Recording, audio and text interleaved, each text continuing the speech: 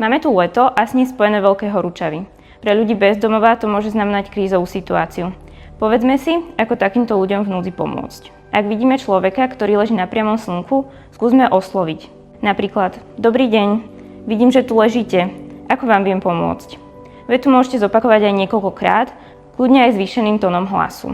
Ak človek neodpovedá nejakú chvíľu, môžeme zvážiť aj jemný fyzický kontakt, napríklad dotykom na rameno. Ak sa v situácii necítite komfortne, skúste osloviť okolo idúceho a môžete k človeku pristúpiť spoločne. Ak na vás človek reaguje, môžete mu ponúknuť vodu alebo presun do tieňa. Ak človek nereaguje, nekomunikuje a vyzerá byť bezvedomý, neváhajte a volajte záchrannú službu na čísle 155. Čas môže byť rozhodujúci.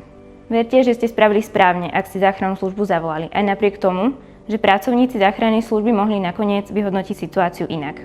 Nevzťahujte si na seba, ak človek vašu pomoc odmietne alebo je na vás nepríjemný.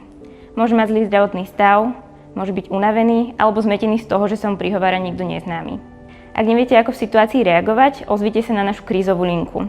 Naši terénni pracovníci vám poradia, ako situáciu zvládnuť bezpečne a úspešne. Aj vaše malé gesto, ako prihovorenie sa a ponuka vody, môže pre nich znamenať prejav ľudskosti.